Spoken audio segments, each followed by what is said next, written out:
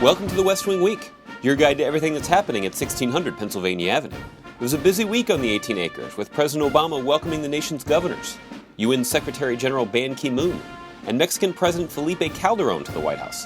The First Lady and Education Secretary Arne Duncan also helped kick off Education Month at the Library of Congress. That's February 25th to March 3rd, or Green Eggs and Governors. Are you ready?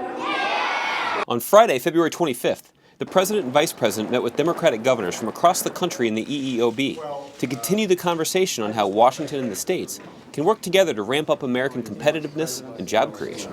How are you, boss?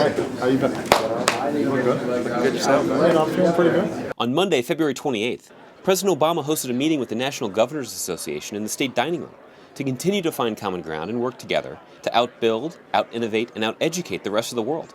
Before the President and Vice President addressed the group, the First Lady and Dr. Biden hurried to the room and spoke about the needs of military families. I just said I feel like I'm out of breath because we just ran from a breakfast over here. It's about doing everything we can to keep military families in our hearts and on our minds. The President spoke about the need for federal and state governments to work together to reform our education system.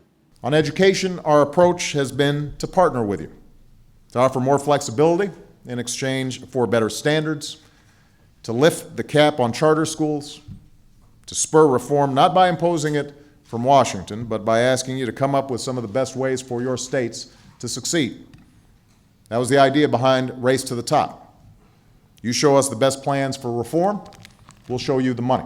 That afternoon, UN Secretary General Ban Ki-moon came to the White House to discuss a host of issues, most pressingly, the determination of the United Nations Security Council to enforce sanctions against Libya as swiftly and effectively as possible to help resolve that conflict. On Wednesday, March 2nd, the First Lady and Secretary of Education Arne Duncan went to the Great Hall at the Library of Congress to read to hundreds of elementary school students as part of the National Education Association's 14th annual Read Across America Day. So I'm Sam. You're Sam. You're Okay. this little guy. All right. Sam, I am. All right. That's you. That's Sam, I am. I do not like this. Now you're asking me, do you like Oh, this is green me. eggs? Got it. Got it. All right, let's put it in here. Every year around the time of Dr. Seuss's birthday, the NEA hosts a major event designed to pay homage to the beloved children's book author and get our nation's children excited about reading. I do not like green eggs and ham. I don't like them, Sam, I am. You do not like them, so you say? Try it. Trying to tell you this. Back at the White House, the First Lady joined the President in awarding the National Medal of Arts and the National Humanities Medal to celebrate the great work of some creative Americans, like record producer Quincy Jones and authors Joyce Carol Oates and Philip Roth. Oh, Philip Roth. One of our greatest living President authors Obama. Here. How about that? The President also spoke to reporters in the briefing room to express his outrage about an attack that took the lives of 2 American servicemen in Germany. I'm saddened and I am outraged by this attack that took the lives of 2 Americans and wounded 2 others.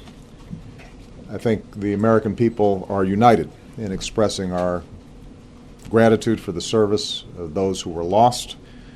Michelle and I have their family and their friends in our thoughts and prayers, and we are praying for a speedy recovery for those who were injured. On Thursday, March 3rd, President Obama welcomed Mexican President Felipe Calderón to the White House.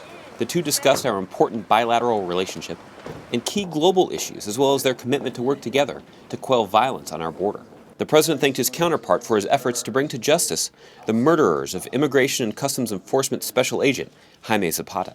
7, 8, 9, 10. Hello, everybody.